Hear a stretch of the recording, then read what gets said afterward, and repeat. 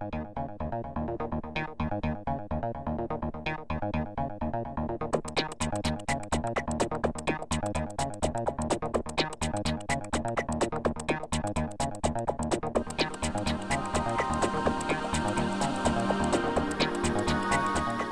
l'UPT, on est une équipe de 6 éducateurs qui interviennent sur la ligne Nice-Cannes-Grasse et sur la ligne Nice-Brighton.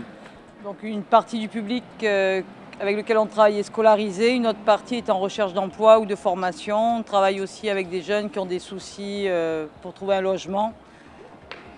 On discute avec eux, puis on essaie d'établir une relation avec eux de confiance afin de pouvoir détecter s'ils ont besoin d'aide pour effectuer un accompagnement avec eux.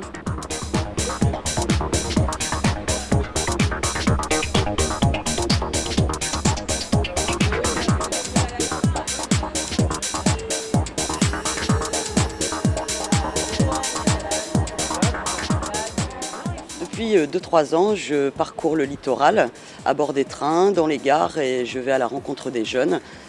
La rencontre n'est pas toujours évidente selon les heures, selon leur état d'énervement ou pas, selon s'ils vont bien, s'ils vont pas bien, selon l'entourage aussi, s'il y a du contrôle ou s'il n'y en a pas.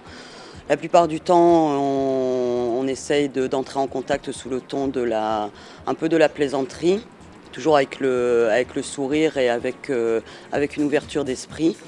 Et généralement, c'est ça qui fonctionne. On est là aussi pour intervenir à des moments donnés, quand on peut supposer que ça pourrait dégénérer. On essaie d'intervenir avec la parole, en leur donnant, en les écoutant, pour essayer de tempérer un peu l'action qui est en train de se dérouler et leur proposer éventuellement un autre temps pour en discuter avec eux. Nous faisons aussi des permanences dans les gares où nous proposons avec un véhicule aménagé de la documentation, notamment tout ce qui tourne autour de la prévention santé, les méfaits du tabac, la toxicomanie, la prévention des risques en termes de toxicomanie.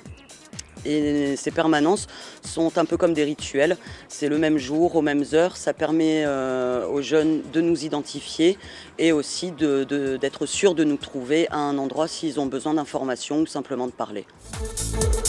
Les besoins augmentent et les moyens que l'État donne aux associations comme la nôtre pour accomplir leur tâche de délégataire de pouvoir public diminuent.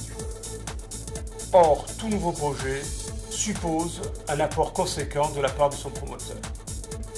Donc, dans l'avenir, si la DSEA 06 ne reçoit pas de dons ou de legs de la part de personnes privées, elle ne pourra pas réaliser de nouveaux projets. C'est une question vitale pour notre association, si elle veut poursuivre son œuvre en faveur des personnes qui lui sont confiées.